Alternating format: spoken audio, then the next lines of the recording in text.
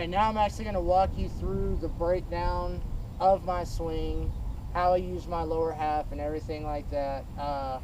First and foremost, before I even step in the box, on deck, I am making a plan in my head what I want to do coming up to that bat. I have an approach, and to me, an approach is a big thing because it's your brain's telling your body what you want to do before you even step into the box. And so you start to get that muscle memory back. Your body starts to recognize what you're wanting to do. You know, if you're wanting to try to hit a right center field gap or a left field line or whatever it is, you know, my body's already knowing what it needs to do in order to place that ball there. So now that I have my approach locked into my head and I'm in my stance, there's multiple ways that you can use your lower half, and in slow pitch, everything is all right. Me personally, I'm a guy that I have the high leg kick, which gets my lower half going forward towards the ball. However, once I plant my front leg, everything that was working forward now shifts towards the back side and my back hip, which I explode through the ball, and I keep everything on the back side, like a typical baseball player would.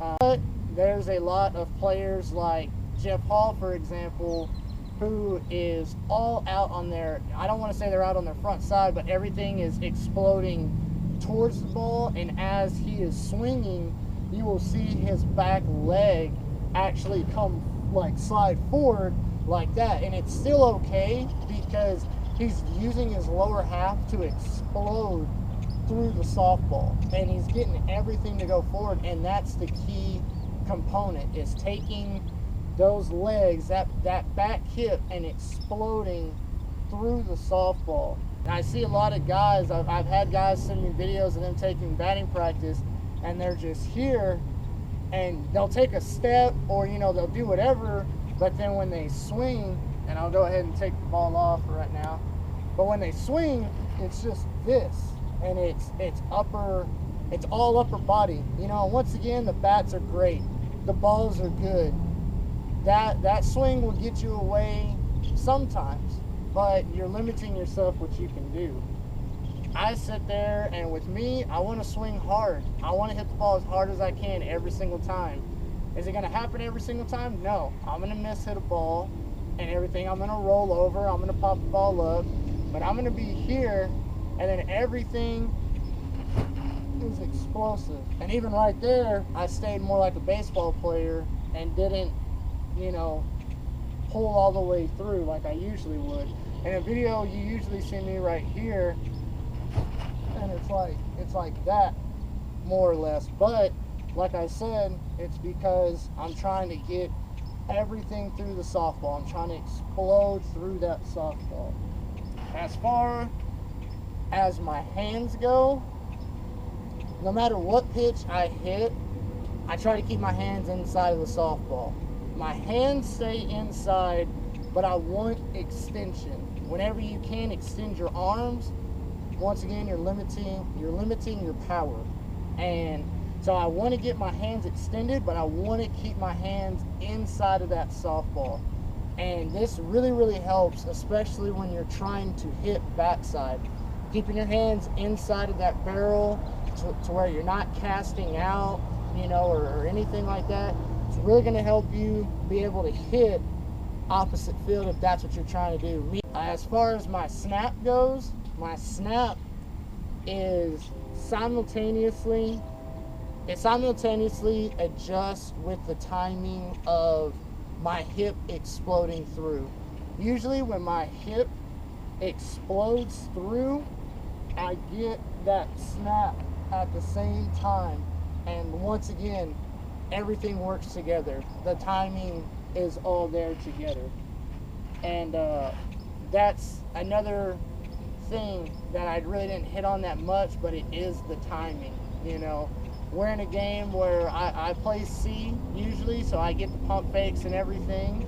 So you know, I'll get, you know, kind of the happy feet sometimes from the pump fakes, but you still, even with the high leg kick, you got to be able to get that foot down in enough time so that way everything else is on time. And the reason why timing is such a crucial part is because of point of contact with the softball.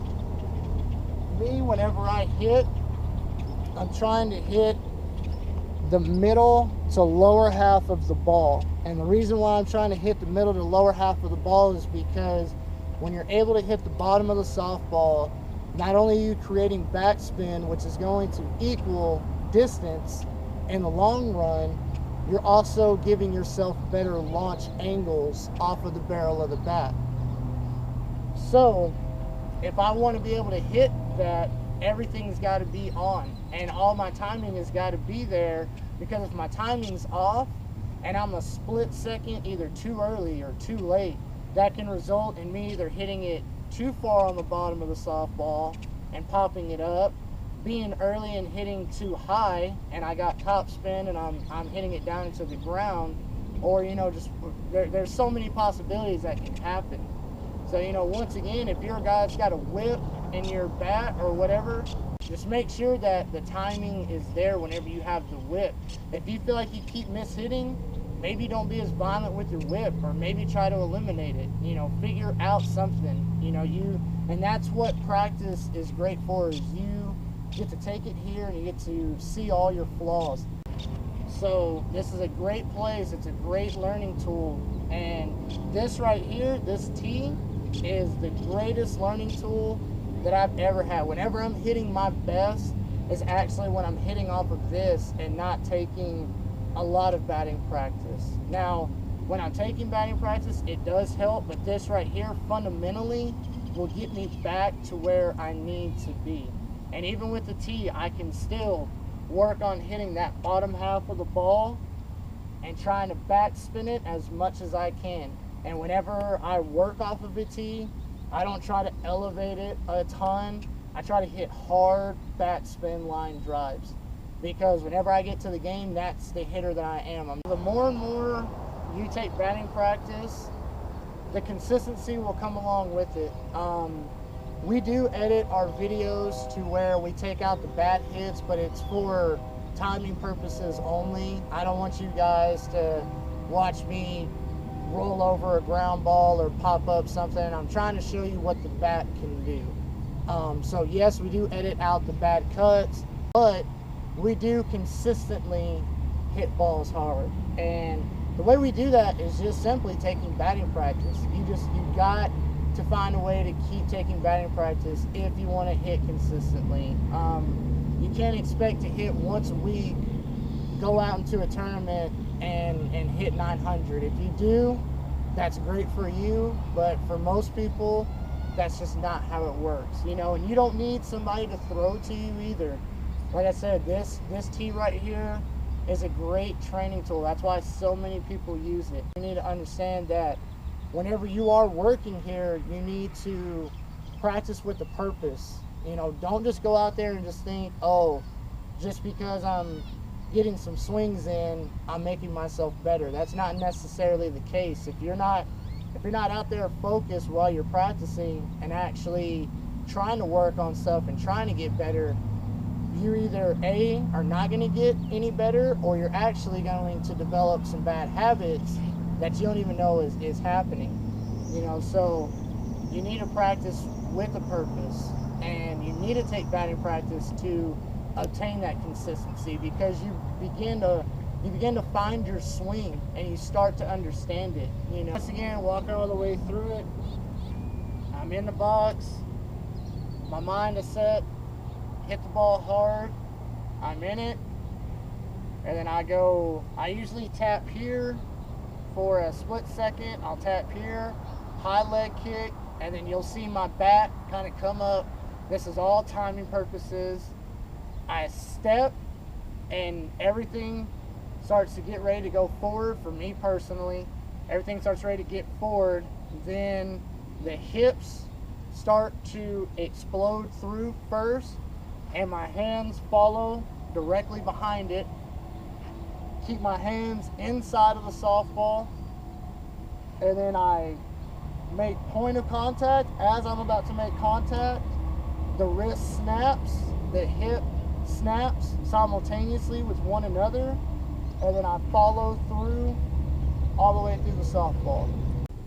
So what I'm gonna do now is I'm gonna hit a couple off of the tee, just so that way you guys can see everything working from the side. I know that in the videos we're more angled back here, but now you can see from the side how everything goes. I will actually slow-mo this clip down. I'll hit it in real speed, and then I'll redo it again and run it in slow-mo, just so that way you can see how everything works.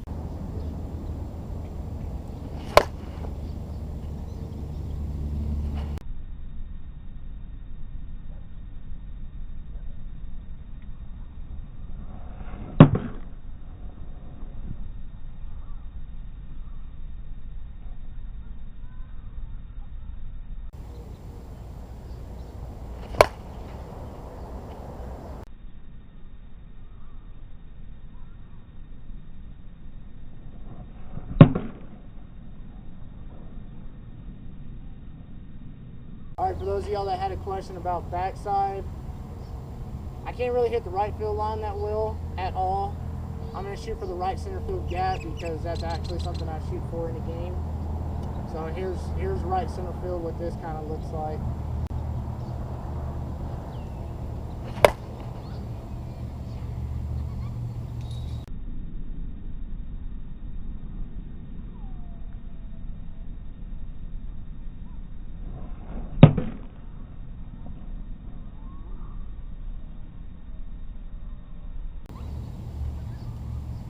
Now, as y'all can see right there on the first swing, for me, and I just now realized it, when I hit towards right center, that swing right there, I actually go this way and get my body going forward, so that way it helps me keep my hands inside of the softball so I can drive it that way.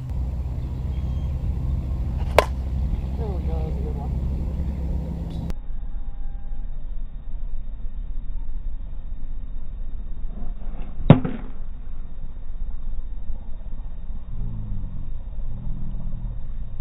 Alright, now that I've done those, now I'm going to elevate a ball. Like I said, my swing is a little different because I try to emphasize getting the ball up in the air. So I'll let y'all see this a couple times.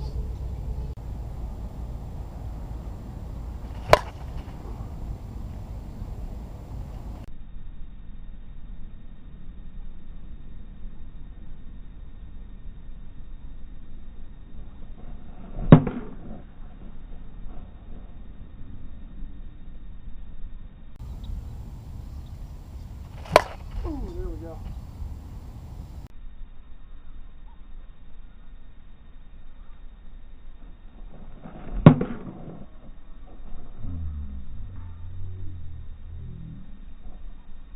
Alright guys, so there you have it. It's as simple, but I know it's still a difficult thing to try to perfect. And you're never going to perfect it. You're going to fail, you're going to succeed. That's just part of the game. But, you know, just put the work in. You know, you're going to watch all these videos, but at the end of the day, you have to go out and apply what you just learned, and you have to do it multiple times or it won't work. You know, you just won't. So, you know, go out there, guys, have fun. I mean, this game is meant to have fun. I have a lot of fun majority of the time whenever I play. But once again, thank you for all the support. Hope you guys learned something. If there are any questions that you still have or something I didn't hit in the video, leave a comment or something and I will try to answer it as soon as I can. And until next time, we'll see you later.